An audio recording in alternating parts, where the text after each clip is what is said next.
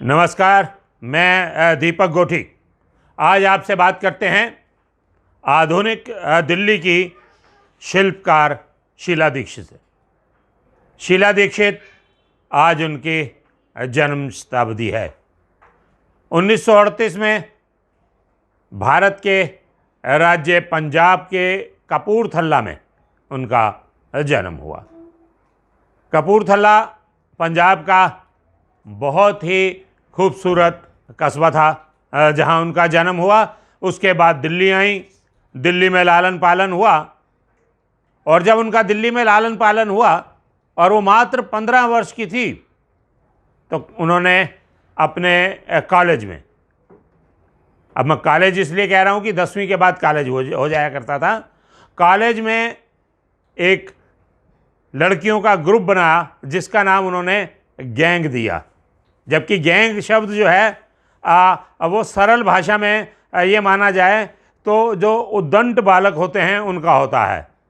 तो शीला जी ने अपने उस ग्रुप का नाम गैंग दिया और सबसे पहली बार पंडित जवाहरलाल नेहरू से वो जब मिली तो उस गैंग की सदस्य के रूप में उन्होंने पंडित नेहरू से शिकायत की कि दिल्ली की जो ट्रांसपोर्ट है उसमें लड़कियों की हिफाजत के लिए कोई व्यवस्था नहीं है। उसके बाद दिल्ली के कॉलेजों में यू स्पेशल शुरू हुई पंडित जी को शिकायत करने के बाद। तो 15 साल की उम्र की वो कच्ची उम्र की लड़की जो पंडित जी से मिलने की हिम्मत रखती थी, जवानी में विद्रोह किया और विनोद शर्मा के साथ उनकी शादी हुई। विनोद शर्मा विनोद दीक्षित, उमाशंकर दीक्षित के पुत्र। उमाशंकर दीक्षित भारत के गृह मंत्री, वो पहले ऐसे मंत्री थे जिन्हें पंडित नेहरू ने बिना विभाग का मंत्री बनाया था। और जब उमाशंकर दीक्षित को पहली बार बिना विभाग का मंत्री बनाया तो उन्होंने एक लिस्ट जारी करी जिसमें उन्होंने लिखा कि मैं सोमवार को गृह मंत्रालय, मंगलवार को रक्षा मंत्रालय, बुधवार को स्वास्थ्य मंत्रालय, इस तरह 7 दिन उन्होंने अपने बांटे और एक प्रेस रिलीज इशू कर दी कि मैं इस तरह 7 मंत्रालय 7 दिनों में देखूंगा। हड़बड़ी मच गई। लोग पंडित जी से पास गए और उनसे शिकायत की कि ये क्या है, मंत्री के ऊपर मंत्री। पंडित जी ने उमाशंकर दीक्षित जी को बुलाया और पूछा कि ये क्या है। तो क्या आप ही ने तो मुझे कहा है कि मैं बिना विभाग का मंत्री हूँ। जब मेरे पास विभाग नहीं है तो मैं तो सरप्राइज चेकिंग किसी भी मंत्रालय की करूँगा। पंडित जी को बात समझ आई और पंडित जी ने उसी समय उन्हें मंत्रालय अलाट किया। उस परिवार की पुत्रवधू, लव मैरिज, पंजाबी फैमिली और उधर ब्राह्मण परिवार। बहुत विद्रोह हुआ। जब पहली बार शादी के बाद कन्नौज गई तो 2.5 फुट का घूंघट निकालकर 3 दिन तक बैठी रही। 3 दिन बाद विनोद दीक्षित की बुआ आई, उन्होंने देखा तो उनसे रिक्वेस्ट की। वो खुले ख्यालात की थी तो उन्होंने पंडित जी को मनाया, उमाशंकर दीक्षित जी को, और इनका घूंघट उठवाया। और उसके बाद उस परिवार में शीला दीक्षित का पदार्पण हुआ। बहुत चंचल थी, शुरू से बहुत तेज थी। आस्ता आस्ता उमाशंकर दीक्षित जी के पीए का काम करने लगी और राजनीति सीखी। राजनीति में वरदहस्त हुआ।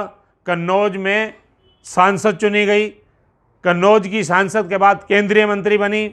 केंद्रीय मंत्री के बाद दिल्ली की 3 बार 15 वर्ष तक मुख्यमंत्री रही। शीला जी अपने आप में केवल एक व्यक्तित्व नहीं, पूरी संस्था थी। शीला जी ने दिल्ली का रूप बदला। इन 15 वर्षों में लगभग 150 फ्लाईओवर और अंडरब्रिज बनाए। दिल्ली का रूप बदल दिया। अगर आप दिल्ली से वाकिफ़ हैं तो हनुमान मंदिर से जो नया रास्ता बना आईटीओ तक का, वहाँ शुरू में लोगों के झगड़े भी हुए। एक व्यक्ति 3 व्हीलर से विकास मार्ग के लिए चला बस अड्डे से और थ्री व्हीलर वाला जब पुराने पुल के नीचे से लेकर उस रोड पर आया तो उसने थ्री व्हीलर वाले को रोका, उससे कहा ये कहाँ ले जा रहा है मुझे। उसने कहा दिल्ली में ही हो। नहीं, ये दिल्ली की सड़क नहीं है। उसने 100 नंबर को कॉल किया कि ये थ्री व्हीलर वाला मुझे अगवा कर रहा है। 100 नंबर की गाड़ी आई, पुलिस ने उसे समझाया कि ये दिल्ली की सड़क है। तो उसने कहा मैं दिल्ली में पैदा हुआ हूँ, दिल्ली में बड़ा हुआ हूँ, मैं केवल 3 वर्ष के लिए यहाँ से चला गया हूँ, 3 वर्ष बाद आया हूँ तो ये नई सड़क बन गई, ऐसा कैसे हो गया, ये जादू कैसे हुआ। तो उन्हें बताया गया कि दिल्ली की मुख्यमंत्री ने कॉमनवेल्थ गेम के लिए दिल्ली में ये बदलाव किए हैं। तो इस तरह आधुनिक दिल्ली की शिल्पकार शीला दीक्षित ने दिल्ली का स्वरूप बदला और उसके बाद दिल्ली अपने आप में वर्ल्ड सिटी बनी। आज हम शीला दीक्षित जी को याद करते हैं, हम ये कहते हैं कि दिल्ली का निर्माण शीला जी ने किया और शीला जी जैसा मुख्यमंत्री जिसने दिल्ली का स्वरूप बदलने के साथ साथ प्रति व्यक्ति आय भी बदली, बहुत सी सुविधाएं भी दी, लेकिन कुछ कमियां भी रही। कई बार वो एरोगेंट भी हुई, लेकिन उन्होंने जो कहा वो किया। आज उनकी जन्म शताब्दी है तो हम सब दिल्लीवासी, हमारा दायित्व और धर्म है कि हम उन्हें नतमस्तक हों और ये कहें कि वो सदा अमर रहें। और एक बहुत खूबसूरत नारा है जो हमेशा ऐसे लोगों के लिए बोला जाता है, जब तक सूरज चांद रहेगा तब तक तेरा नाम रहेगा। जय हिंद, जय भारत।